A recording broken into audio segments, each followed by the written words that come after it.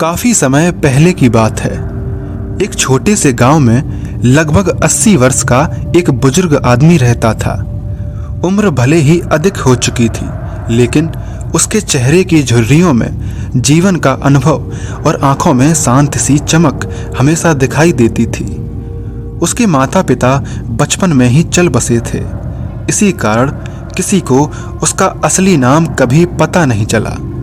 नगर के लोग उसे वर्षों से ठग्गे राम के नाम से ही पुकारते थे। न वह अपना असली नाम बताता था और न किसी ने जानने की कोशिश की।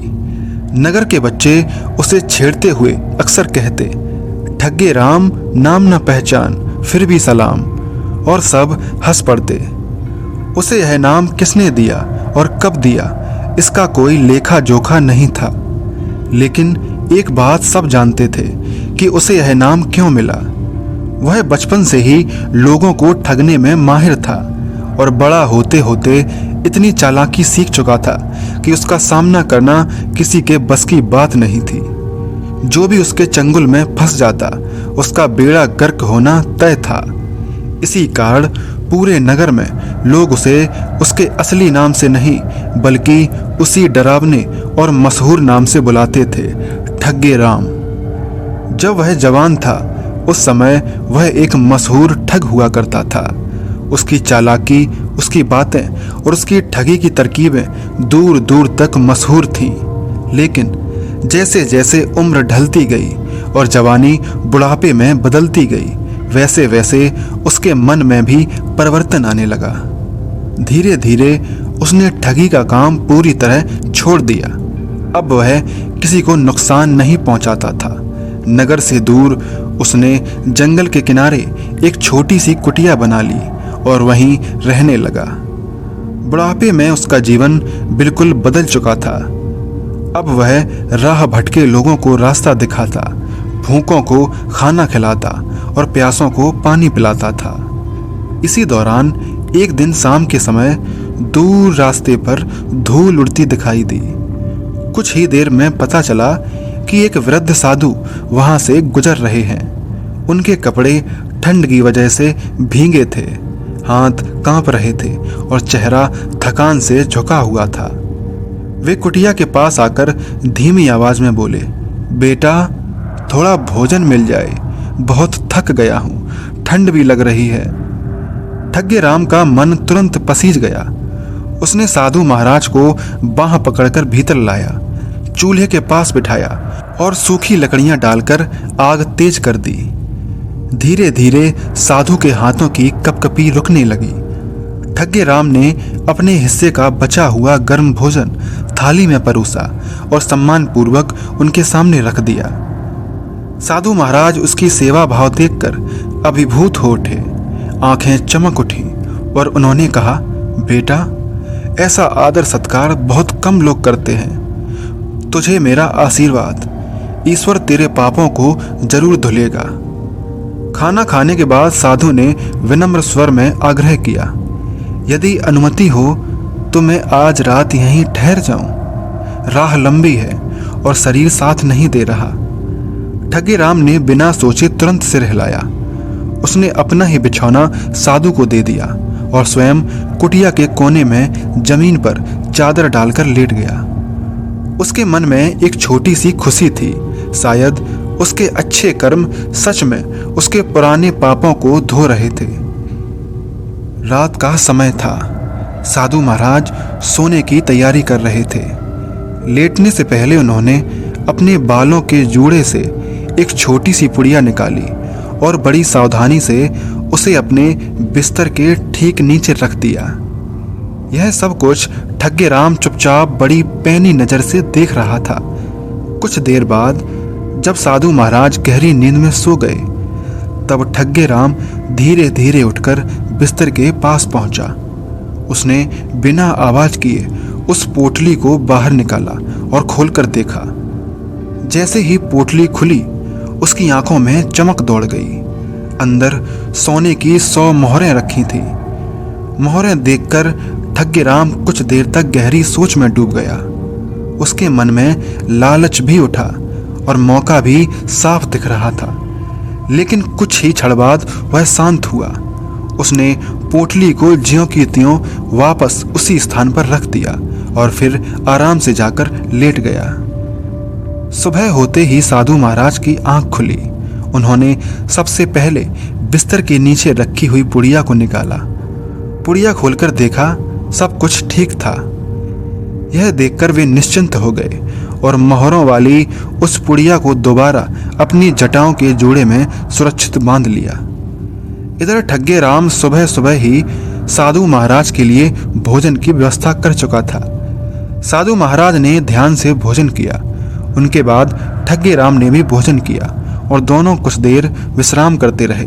जब साधु महाराज जाने को तैयार हुए तो ठग्गे राम ने आदर पूर्वक आगे बढ़कर उनके चरणों की धूल अपने मस्तक पर लगाई और उनका आशीर्वाद प्राप्त किया। साधु महाराज भी पूरी तरह संतुष्ट और प्रसन्न थे। धन्यवाद देकर वे वहां से आगे की ओर निकल पड़े। ठग्गे राम ने विनम्रता से उन्हें विदा किया। जब साधु महाराज कुटिया से थोड़ी दूर निकल चुके थे तभी ठग्गे राम ने अचानक जोर जोर से चिल्लाना शुरू कर दिया। अरे भाइयों, इस पाखंडी साधु को पकड़ो, यह मुझे लूटकर भाग रहा है।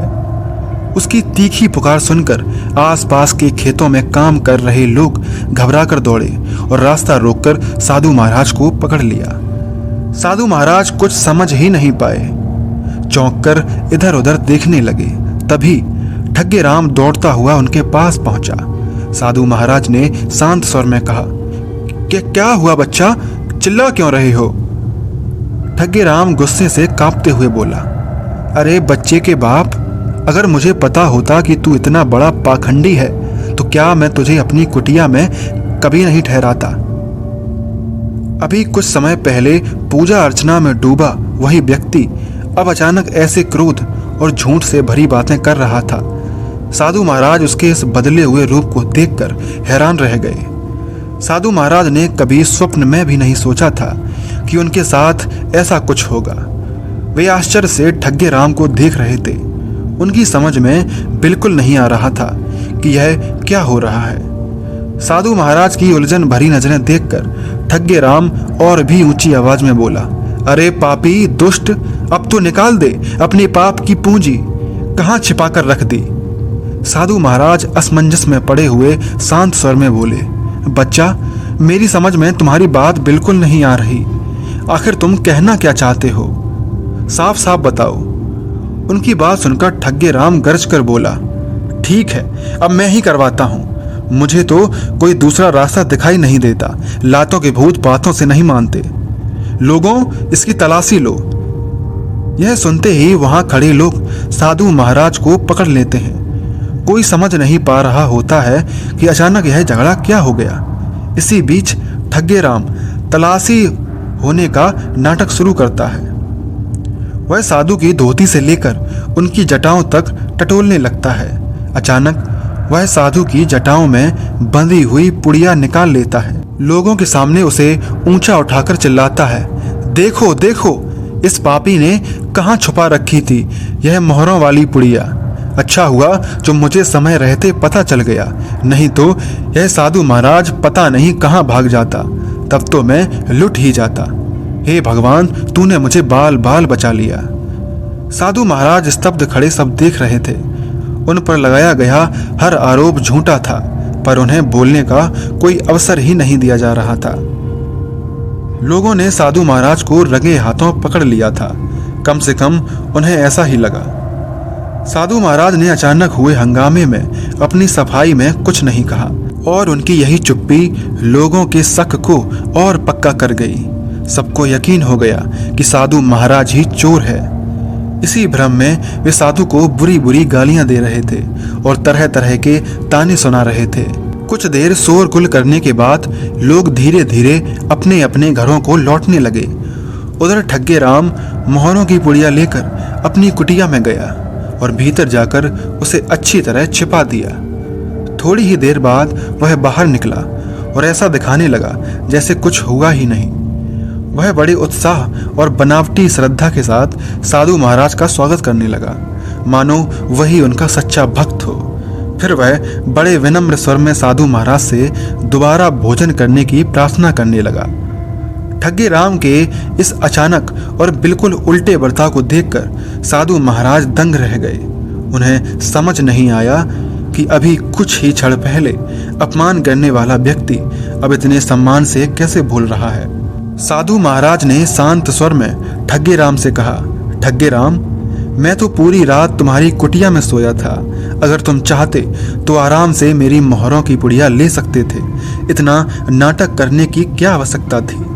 अगर तुम सीधे ले लेते तो मैं इस अपमान से बच जाता और तुम्हारा काम भी हो जाता। मगर पता नहीं तुम्हारे दिल में क्या चल रहा था कि तुमने ऐसा रास्ता चुना।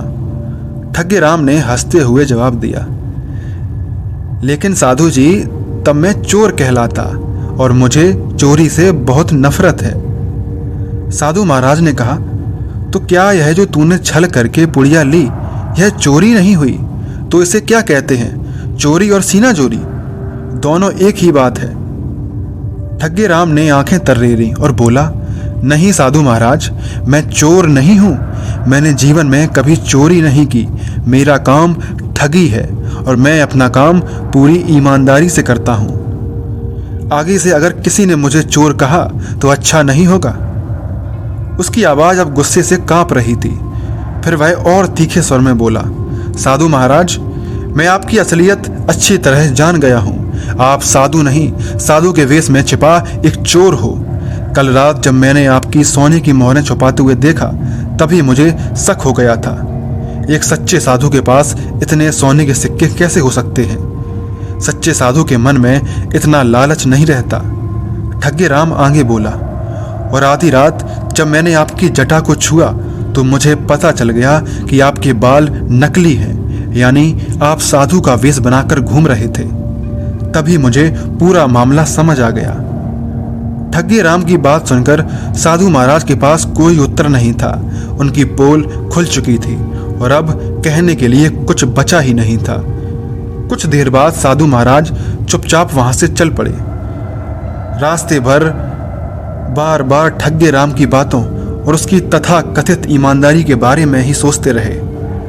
उधर ठग्गे राम भी अपनी कुटिया में बैठा इसी बात पर विचार कर रहा था कि मैंने उस साधु के साथ कितना बुरा किया, लेकिन उसने मुझे कुछ कहा नहीं, ना ही मेरे आरोपों को गलत बताया। ठग्गे राम कुटिया में बैठा था। सामने दीवार पर धूप की पीली लपटें पड़ रही थीं और मोहरों की पुड़िया ठीक उसके सामने रखी थी। वह उसे घूर रहा था, पर चेहरे पर खुशी नहीं थी, बल्कि एक अजीब सी बेचैनी थी। उधर साधु महाराज अकेले रास्ते पर चले जा रहे थे। उनकी चाल में थकान थी। ठग्गे राम अचानक बड़बड़ाया, कमाल है, उसने दूसरों को ठगा, मैंने उसे ठग लिया। लेकिन फर्क बस इतना है, उसने भगवान का नाम लेकर ठगा और मैंने अपनी पुरानी आदत के नाम पर। कुछ देर वह शांत रहकर सोचता रहा। फिर पोटली हाथ में उठाई और उसके भीतर से मोहरें निकाली। मोहरों को हथेली में तौलकर देखा। ठगी तो कर ली, चलो बुढ़ापा सुकून से कट जाएगा। उसी वक्त कुटिया के बाहर से किसी के कदमों की आहट आई। ठग्गे राम चौंका। बाहर गया तो देखा साधु महाराज वापस लौट आए थे। उनकी आंखों में न क्रोध था न शिकायत, बस एक शांत मुस्कान। साधु बोले, ठग्गे राम, तूने मोहरें तो ले ली, इस बात से मुझे कोई फर्क नहीं पड़ता, पर क्या तू जानना नहीं चाहेगा कि मेरे पास ये मोहरें कहां से आईं? ठग्गे राम ने व्यंग से कहा, हाँ हाँ, अब नया ढोंग सुनाओगे? साधु ने धीरे से कहा, ये सोने की मोहरें असली नहीं नकली हैं। और उन्होंने अपने झोले से उसी तरह की एक और मोहर निकाली। उसे तोड़कर ठग्गे राम को दिखाया। अंदर मिट्टी भरी थी। ठग्गे राम हैरान था। वह सोच रहा था कि इतनी सफाई से कोई नकली सोने की मोहर कैसे बना सकता है जो मेरी आंखों को भी धोखा दे जाए। साधु बोले, मैं असली साधु नहीं हूं, पर मैं असल में कोई ठग या चोर नहीं हूं। परिस्थितियों ने मुझे ठग बनने पर मजबूर किया। साधु महाराज ने गहरी सांस ली और बोले, ठग्गे राम, तूने जो किया सो किया, लेकिन मेरी कहानी तू सुनेगा तो शायद तुझे समझ आए कि मैंने यह क्यों किया। ठग्गी राम चुपचाप बैठ गया। साधु ने कहना शुरू किया। रामपुर नगर का राजा बहुत ही लालची और निर्दयी था। एक दिन वह रानी के साथ नगर भ्रमण पर निकला। उसी दौरान रानी की कीमती राजसी अंगूठी मेरी कुटिया के सामने गिर गई। उन्होंने ध्यान नहीं दिया। अगली सुबह मेरी छोटी बेटी को वही अंगूठी मिली। वह दौड़कर मेरे पास आई और बोली, पिताजी यह देखिए अंगूठी। अंगूठी देखते ही मैं समझ गया कि यह राज दरबार की है। मैं भला एक गरीब ब्राह्मण इसे कैसे रखता। मैं तुरंत राजमहल पहुंचा और अंगूठी राजा के हाथ में दे दी। लेकिन राजा उसके मन में लालच आ गया। उसे लगा क्यों ना इस ब्राह्मण को ही चोर बता दिया जाए। दरबार में वाहवाही हो जाएगी और अंगूठी के बहाने कुछ और रुपए ऐंठ लिए जाएं। और फिर उसने हुक्म सुनाया, इसने ही रानी की अंगूठी चुराई थी और इनाम के बहाने अंगूठी को वापस करने आया है। इसे सजा दी जाती है और 100 सोने की मोहरों का जुर्माना। ठग्गी राम हैरान होकर बोला, 100 मोहरें? साधु ने सिर हिलाया। हाँ, और इससे भी राजा को शांति नहीं मिली। उसने मेरी छोटी बेटी को अपनी कैद में रख लिया और राजा बोला, जब तक 100 मोहरें नहीं लाओगे तुम्हारी बेटी राजमहल में काम करेगी। मेरी आवाज कांपने लगी। मैं ठहरा गरीब, इतनी मोहरें कहाँ से लाता। मैं रोता हुआ घर लौटा, लेकिन एक पिता हार कैसे मानता। अचानक मेरे मन में एक विचार आया, क्यों ना राजा को सबक सिखाया जाए, क्यों ना उसे ही ठग लिया जाए। वह धोखा करने चला था तो मैं भी उसके लालच का जवाब लालच से दूंगा। मैं दूसरे नगर गया। वहां के एक प्रसिद्ध सुनार जो मेरे बचपन के मित्र का पुत्र था उससे मिला, जो ऐसी नकली सोने की मोहरें बनाता था कि कोई भी आंखों देखा धोखा खा जाए। मैंने उससे पूरी बात कही। उसने मिट्टी भरी सोने जैसी चमकती मोहरें तैयार कर दी और यही मोहरें मैं राजा को देने जा रहा था। सोच लिया था मोहरें दूंगा, बेटी वापस मिलेगी और हम दोनों राज्य छोड़कर बहुत दूर चले जाएंगे। लेकिन 2 दिन से भूखा प्यासा था तो तेरी कुटिया में शरण लेने आया, लेकिन तूने भी मुझे चोर नाम देकर ठग लिया और मेरी पोटली छीन ली। साधु का वेश इसलिए बनाया था कि डाकू लुटेरे चोरों से बच सकूं। ठग्गी राम के चेहरे पर पछतावे की छाया उतर आई। उसने धीरे से कहा, साधु महाराज मुझे माफ कर दो। मैंने आपको पहचानने में गलती कर दी। आपकी बेटी संकट में है और मैं आपका साथ दूंगा और अब उस दुष्ट राजा को सबक सिखाना ही होगा। साधु ने उसकी ओर देखा। अब पहली बार आंखों में दर्द की जगह उम्मीद थी। अगली ही सुबह ठग्गी राम और साधु एक साथ रामपुर नगर की ओर निकल पड़े। अब दोनों मिलकर एक लालची राजा को ठगने जा रहे थे।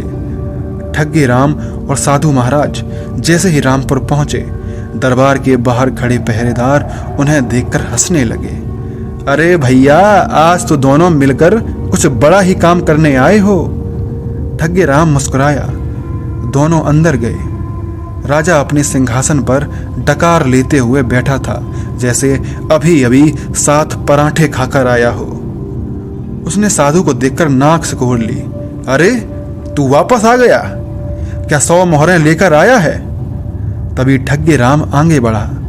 महामहिम, हम मोहरें लेकर आए हैं, पूरी 100 मोहरें। राजा के कान खड़े हो गए।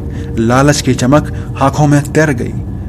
ठग्गी राम ने लंबी सी सांस ली और बोला, लेकिन इन मोहरों के साथ हमारी एक शर्त है। राजा आंखें तहेड़ कर बोला, कैसी शर्त? ठग्गी राम बोला, महाराज, ये मोहरें बड़ी मुश्किल से इकट्ठी की हैं, लेकिन ध्यान रहे इनमें एक खास बात है। ये साधारण मोहरें नहीं हैं। राजा चौंक कर बोला, खास? कैसी खास? ठग्गी राम मुस्कुराया, महाराज, इन मोहरों को सिर्फ एक ईमानदार व्यक्ति ही छू सकता है। अगर कोई बेईमान इन मोहरों को छू ले तो ये सारी की सारी मोहरें तत्काल मिट्टी में बदल जाती हैं। दरबार में सन्नाटा छा गया। राज दरबार में जैसे ही ठग्गे राम ने कहा कि इन मोहरों को सिर्फ ईमानदार व्यक्ति ही छू सकता है, बेईमान छुएगा तो मोहरें मिट्टी की हो जाएंगी, पूरा दरबार एकदम चुप हो गया।